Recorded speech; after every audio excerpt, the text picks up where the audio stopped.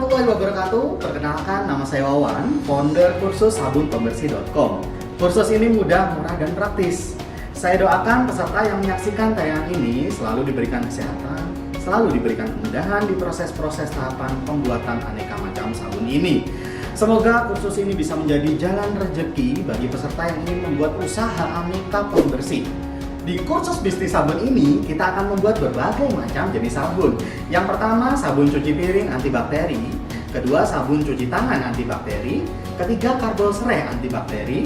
Keempat, karbol pinus antibakteri. Kelima, pembersih kaca antibakteri. Keenam, pelembut pakaian antibakteri. Ketujuh, pembersih keramik antibakteri. Dan yang terakhir, kita akan membuat hand sanitizer antibakteri. Kenapa sih produk-produk tadi yang kita buat? Karena produk-produk tadi sangat dibutuhkan di kehidupan sehari-hari. Bahkan berpotensi besar untuk dijadikan peluang usaha. Apalagi di musim pandemi COVID-19 ini, yang mana produk-produk tadi sangat diburu, dicari masyarakat, dan bisa untuk dijual. Bisa dijual dengan berbagai macam kemasan, dan dijual dengan cara online ataupun offline. Akhir-akhir ini harga di pasaran untuk produk-produk tadi sangat melambung tinggi. Oleh karena itu, kursus ini bisa dijadikan solusi, menghemat kebutuhan rumah tangga, dan untuk para peserta kursus sabun ini bisa dijadikan peluang usaha yang sangat menjanjikan. Bahan-bahan yang diperlukan untuk pembuatan kursus bisnis sabun ini sangat mudah sekali didapatkan. Bisa dibeli secara online atau didapatkan di toko kimia terdekat di rumah Anda. Di video ini saya akan ajarkan proses pembuatannya step by step dengan lengkap dan mudah. Langsung saja kita ke proses pembuatannya. Selamat mengikuti. Baik teman-teman, saya akan menjelaskan alat-alat yang dipergunakan untuk proses pembuatan sabun pembersih ini. Yang pertama ada wadah takar, kemudian timbangan digital, kemudian corong, kemudian tabung takar, kemudian gelas takar, termometer air, sendok, pengaduk kecil,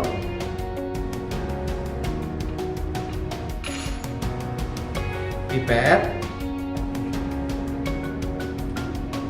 kemudian pH digital, dan juga pengaduk besar. Barang yang dipergunakan boleh tidak sama dengan yang ada di sini. Bisa mempergunakan bahan atau alat-alat yang tersedia di rumah Anda. Aquades adalah bahan utama untuk proses pembuatan beberapa produk sabun yang akan kita buat nanti. Kami sarankan Aquades yang dipergunakan itu ber-pH 6-8. Untuk menghitung atau mengukur pH airnya atau Aquadesnya, kita bisa mempergunakan pH digital seperti ini. Kita bisa ukur ya. Selain dengan mempergunakan pH digital seperti ini, kita juga bisa mempergunakan pH kertas seperti ini atau kertas pH. Kita bisa celupkan, kemudian nanti bisa kita ukur sesuai dengan ukuran pH yang ada di kertas pH ini. Baik para peserta kursus bisnis sabunpembersih.com, di video yang pertama ini saya akan menjelaskan bahan-bahan untuk pembuatan sabun cuci piring antibakteri. Langsung saja kita ke bahan-bahan yang diperlukan. Yang pertama kita memerlukan Aquades sebanyak 850 ml. Aquades ini ber-pH 6-8, yang mana sudah aman dipergunakan untuk kehidupan sehari-hari dan sebagai bahan utama untuk pembuatan sabun cuci piring antibakteri ini. Kemudian selanjutnya yaitu kita memerlukan Texapon sebanyak 125 gram. Texapon yang kita pergunakan ini berjenis N70. Ini sebagai bahan utama juga untuk pembuatan sabun atau deterjen. Kemudian bahan selanjutnya yaitu sodium sulfat. Kita memerlukan sodium sulfat sebanyak 25 gram. Fungsi dari sodium sulfat ini yaitu sebagai pengencer untuk pewarna makanan. Ini biasa dipergunakan untuk makanan, tapi kali ini kita pergunakan sebagai bahan baku sabun. Selanjutnya kita mempergunakan atau bahan selanjutnya yaitu soda as sebanyak 1 gram. Fungsi dari soda as ini nanti itu berfungsi sebagai pelembut di air dalam atau saat mencuci pakaian. Bahan selanjutnya yang kita perlukan yang tidak kalah penting yaitu ETA 2NA. ETA 2NA ini berfungsi untuk menyatukan bahan-bahan. Baik, bahan yang lain atau selanjutnya yaitu sitrik acid. Kita memerlukan sitrik acid sebanyak 2,5 gram. Sitrik acid di sini adalah bahan makanan juga ya, tapi ini bisa untuk berfungsi di sabun ini untuk membersihkan noda. Selanjutnya bahan yang diperlukan yaitu laps. Laps yang kita perlukan sebanyak 4 gram. Ini sebagai bahan aktif pembuatan deterjen. Efektif juga untuk pembuatan bahan baku pembersih. Selanjutnya kita memerlukan bahan amfitol. Kita memerlukan amfitol sebanyak 50 gram. Ini berfungsi untuk menambah busa atau menghalus busa. Bahan selanjutnya yang kita pergunakan yaitu DMDM. Kita hanya memerlukan 0,3 gram. Ini berfungsi sebagai pengawet dan anti jamur. Kemudian bahan selanjutnya yang kita perlukan adalah BKE. Kita memerlukan sebanyak 1 gram saja. Bahan ini berfungsi sebagai pembunuh kuman. Kemudian bahan selanjutnya yaitu pewangi. Selanjutnya kita membutuhkan NaCl atau garam sebanyak 15 gram. Ini nanti berfungsi sebagai pengental. Selanjutnya kita memerlukan bahan atau pewarna. Pewarna yang kita gunakan di sini berwarna hijau. Tapi jika teman-teman ingin mempergunakan warna yang lain tidak masalah. Silakan sesuai dengan selera teman-teman. Baik, itulah adalah bahan-bahan untuk pembuatan sabun cuci piring antibakteri. Langsung saja kita ke proses pembuatannya ya. Baik, langsung saja kita ke proses pembuatan dari sabun cuci piring antibakteri ini. Kita memerlukan beberapa alat tambahan, yaitu seperti pengaduk, kemudian beberapa wadah takar seperti ini, dan juga pengaduk kecil seperti ini. Langsung saja kita ke tahap pertama, yaitu kita siapkan wadah takar seperti ini. Kemudian kita tuang hexapon ke dalam wadah takar ini. Oh iya, untuk wadah takar ini bisa juga mempergunakan wadah yang ada di sekitar rumah Anda juga, tidak masalah. Tidak perlu harus seperti yang kami tampilkan di video ini. Ya, kita campurkan hexapon di wadah takar, kemudian kita campurkan hexapon dengan sodium sulfat. Kita campurkan dan kita aduk hingga berwarna putih susu. Seperti yang teman-teman ketahui, hexapon tadi yang kita pergunakan yang berjenis N70. Kemudian kita campurkan dengan sodium sulfat. Kita aduk hingga benar-benar berwarna putih susu ya. Setelah berwarna cukup putih seperti ini, kita campurkan bahan selanjutnya yaitu soda as sebanyak 1 gram. Kita campurkan untuk soda asnya. Ya, kita aduk hingga rata. Soda as di sini berfungsi sebagai pelembut di air dalam mencuci pakaian ya. Kita aduk hingga benar-benar tercampur rata dan berwarna putih susu.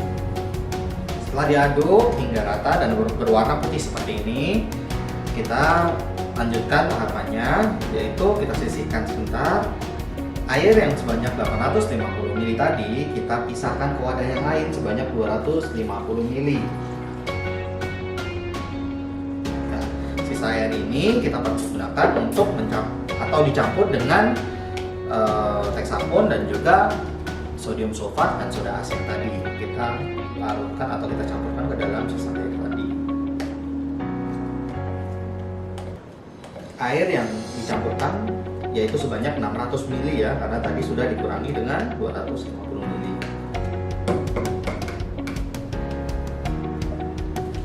Seperti ini.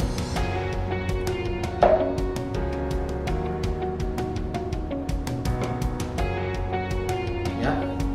Kemudian kita aduk hingga benar-benar tercampur rata. Setelah kita aduk hingga merata hingga seperti ini, kurang lebih 10 hingga 15 menit, hasilnya sudah tercampur rata seperti ini. Kita masukkan bahan selanjutnya ya, yaitu kita larutkan terlebih dahulu eta Na2 ini ke dalam 50 ml Aquades.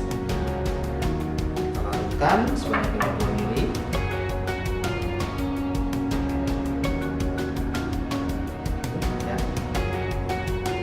Kemudian kita aduk eta Na2 ini Fungsi dari ETA Na2 ini seperti yang kita ketahui ini berfungsi untuk menyatukan bahan-bahan untuk pembuatan sabun ini. Kita campurkan larutan ini ke dalam larutan yang pertama tadi. Aduk hingga benar-benar tercampur rata. Ya, setelah tercampur rata, selanjutnya kita juga melarutkan bahan selanjutnya, yaitu sitit acid dengan 50 ml air atau aquades. Seperti ini. Kita aduk terlebih dahulu larutan dari sitit acid ini.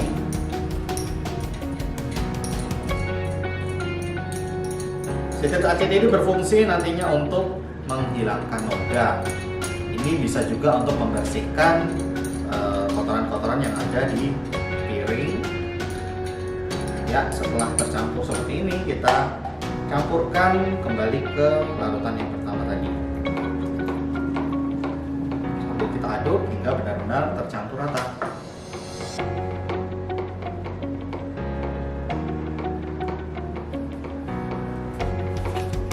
Ya, setelah tercampur rata, selanjutnya kita masukkan bahan berikutnya, yaitu las atau labs. Ini berfungsi sebagai deterjen aktif ya. Ini juga sebagai salah satu bahan untuk pembuatan pembersih. Langsung saja kita masukkan labs atau las ini.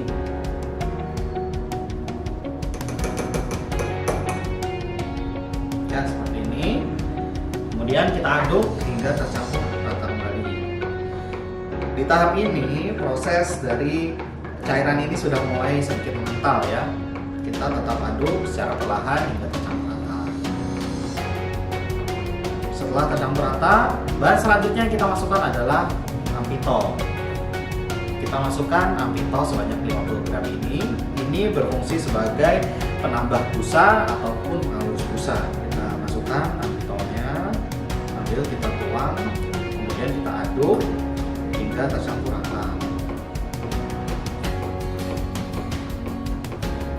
Setelah tercampur rata, kita masukkan bahan berikutnya, yaitu DMDM. Kita masukkan DMDM 0,3 gram, kemudian kita aduk rata kembali. DMDM ini berfungsi sebagai anti jamur ya, dan juga bahan pengawet.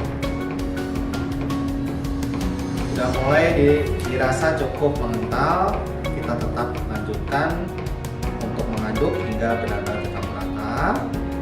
Setelah itu kita masukkan bahan berikutnya, yaitu BKC.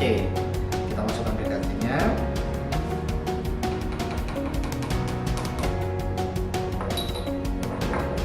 Ya, kita aduk hingga tercampur rata. Kemudian kita aduk hingga benar-benar tercampur rata. Baik, bahan selanjutnya yang kita masukkan adalah pewangi. Di sini pewangi seperti yang saya jelaskan tadi, kita membutuhkan pewangi aroma jeruk nipis, tapi sesuai dengan selera teman-teman, bisa juga mempergunakan aroma yang lain. Pewangi di sini berisikan metanol dan juga fixatif dan juga biang pewangi jeruk nipis. Langsung saja kita campurkan pewanginya, kemudian kita aduk hingga benar-benar tercampur rata.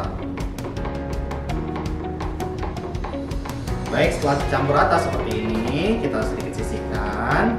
Kemudian masih ada sisa air sebanyak 150 ml tadi. Ini kita gunakan untuk melarutkan NaCl atau garam tadi. Nah, kita larutkan. NaCl di sini berfungsi untuk mengental juga. Jadi kita larutkan NaCl ini terlebih dahulu hingga tercampur rata atau hingga larut.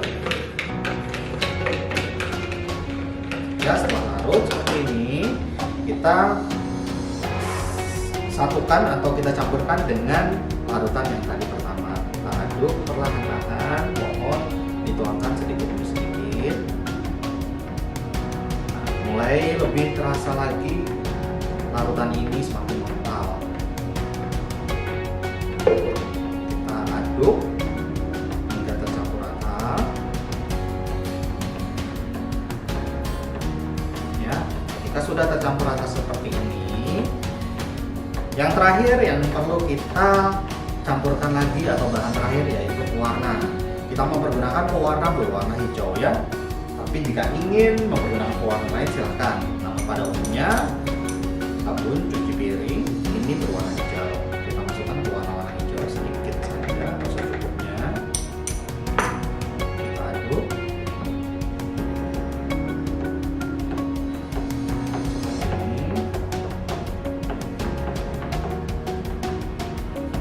Jika dirasa kurang, kita bisa tuangkan kembali warna-warna hijau. Ini kita aduk hingga benar-benar tercampur rata.